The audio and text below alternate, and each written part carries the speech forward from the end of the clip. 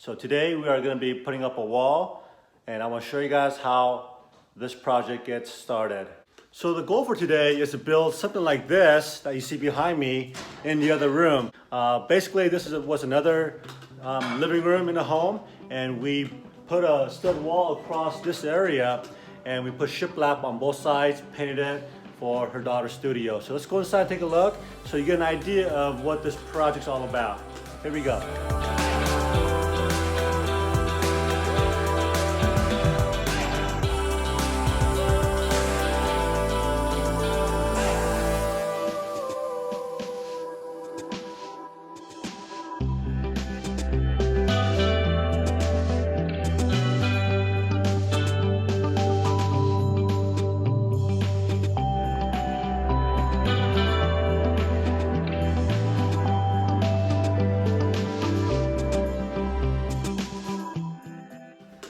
Okay, so if you guys are thinking about doing a project like this, make sure you guys stick around, and I'm going to show you how to get started by framing out your wall, and then after that we'll get secure to all four corners of the wall, the ceiling, the floor, and two sides, and then we'll start putting panels up and a door, and it'll come together at that point.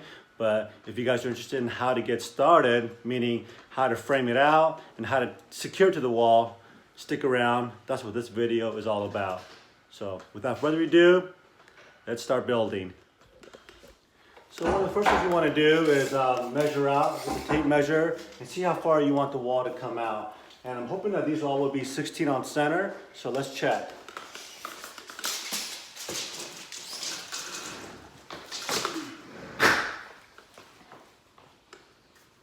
So the wall is going to come out here roughly to about right here where the blue tape is, which is 8 feet. And if these walls are 16 on center, logic tells me that there should be a stud right here at 8 feet. So this is probably one of the most time-consuming part of this project, is trying to find a stud on the wall.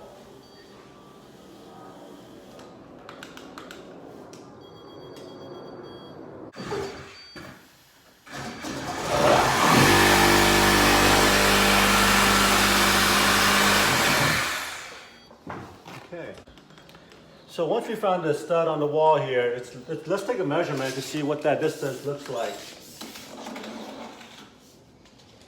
And it looks like from beginning of the stud is 100 inches to 100.5. So we're going to just make a note right here, 100 inches to that stud here. And let's go to the other side, and hopefully we'll hit that stud at 100 inches. We'll cross our fingers. Okay, now we're at the other wall. Let's go and take a measurement of 100 inches.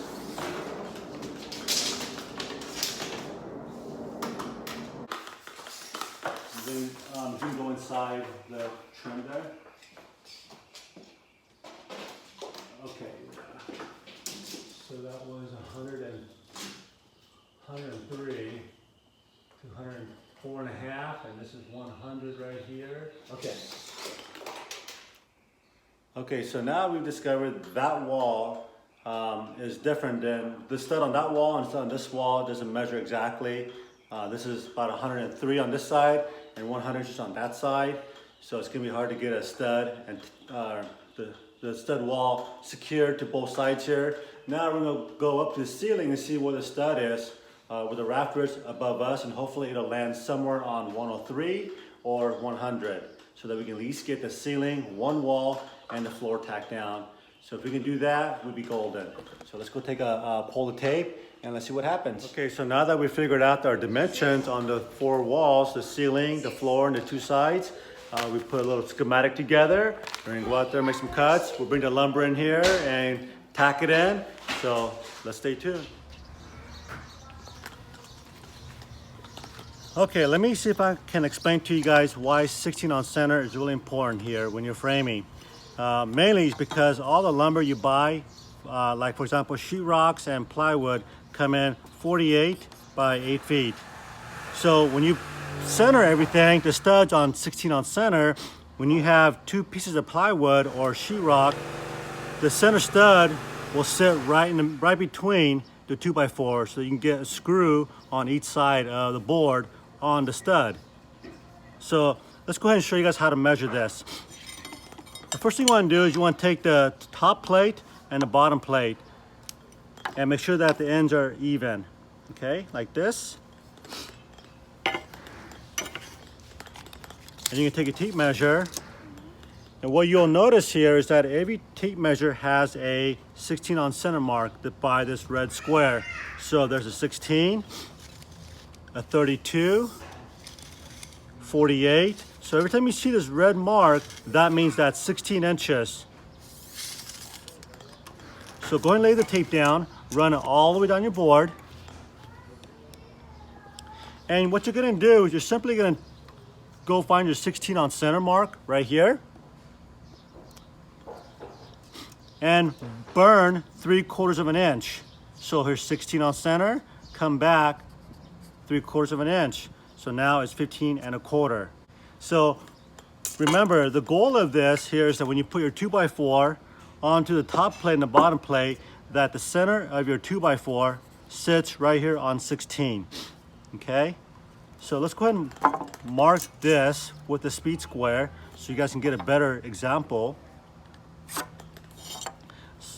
And then you put an X next to the mark. This means this is where your stud's gonna go. So now, if I put my 2x4 in here like so, you'll notice that the center of my stud hits right in the middle, 16 on center. And what you're gonna do is you're gonna follow the step all the way down the top plate and the bottom plate.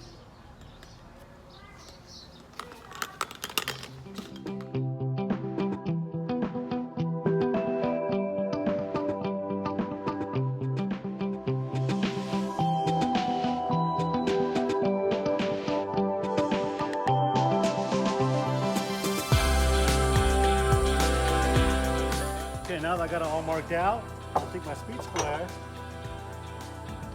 and simply put a mark down here.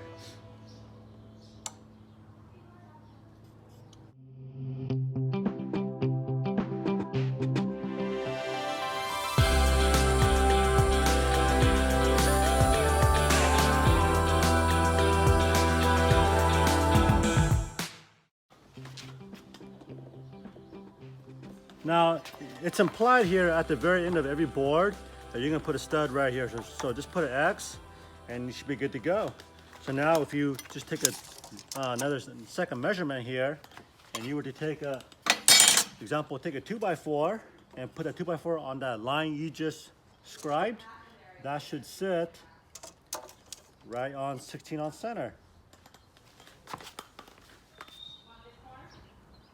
Okay, so here we go. All the boards have been marked, and I'm gonna show you guys what I'm talking about here. So based on my earlier explanation about 16 on center, you can see that after I marked the line with my speed square, that when I put the 2x4 on the top plate and the bottom plate, that 2x4 is gonna hit right here on 16 on center. Okay, so let's go down and look at the other ones. So here you go, we're at the 32 and it's 16 on center, right down a 2x4. Let's go to 48. So here we go again, 48 is 16 on center on the stud. Let's go to 64 and line it up with that mark. 64 is 16 on center. 80 inches is on that mark. So I think you get the idea. So that's why it's important to, burn 3/4 of an inch as you're going along. Or if you can't keep track, you can just simply mark right down the middle. Let's just say 80, put a pencil mark there, and then just make sure that we come in with the 2x4, that 2x4 sits right in the middle of your 80-inch mark there, for example. Okay, so we are at the phase where we brought in all of our ripped and cut lumber into the house, and we've screwed them all together. And now there's been a design change. So earlier we did the measurement of 16 on center, and now we're gonna put shiplap. So once you're doing shiplap, it's not so critical that you have 16 on center. So with that being said, we're gonna move forward and get the wall up, and we'll start leveling and plumb this wall, and then we'll put shiplap on. So let's get started.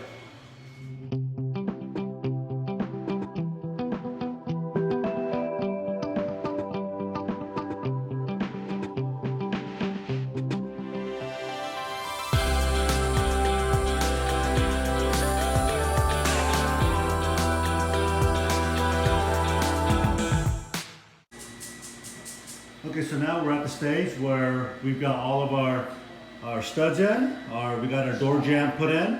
This is a 32 by 82. We're putting a standard 30 by 80 door. So to frame it in, you'll need a 32 by 82 gap, and then we're gonna shim it up to plumb it and square it up. So let's go ahead and put this up, Jet. What do you think? Yeah, let's do it. All right, here we go. Ready?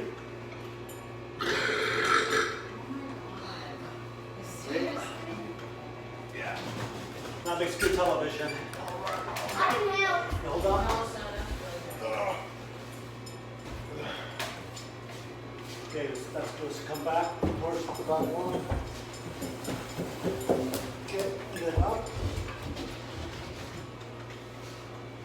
Come on, let's see what my measurement is. ½ inch. Oh, yeah. Beauty. That's a good introduction.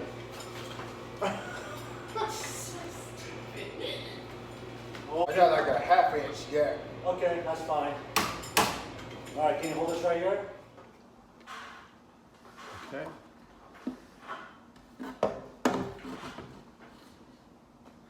Okay, so now that we've got the wall up and plumbed and square, so everything looks really good. So I want to show you guys what I've done here.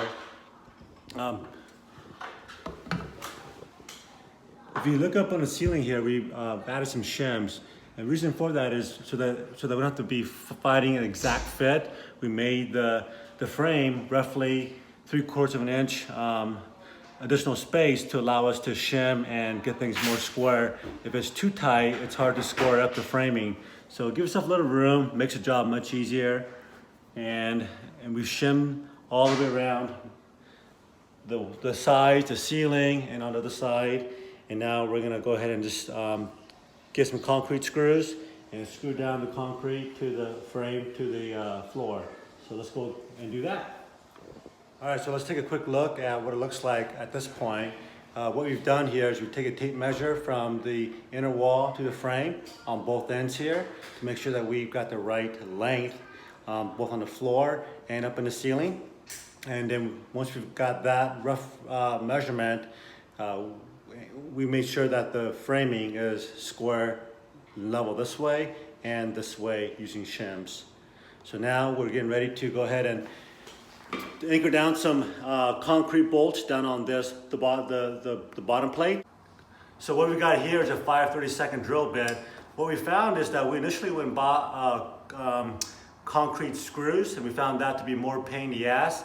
But just a simple 4-inch wood screw, like this is number 10, 4-inch at Home Depot, seems to work the best. So once we drilled a pilot hole, a 5/32 pilot hole, and using this wood screw, it's not really made for concrete, but we found that it works pretty well. So that's what we're gonna use right now.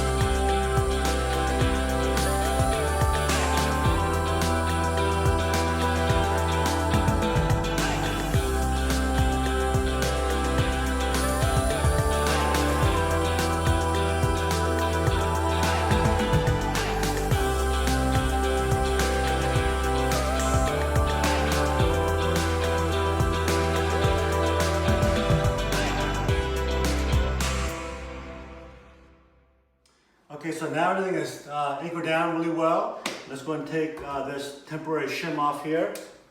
And we put this on earlier so that when we put the wall up, these two walls wouldn't be, you know, binding on each other. So now we can take that off.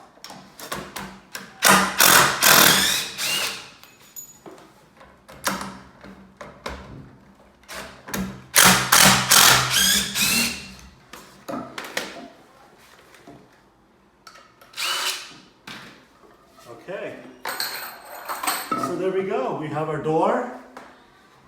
This is a 30 by 80 inch door, and we'll go down and pick up our door here shortly. We'll get it up and get the shiplap on. So I think we should be done in about a couple hours. So stay tuned.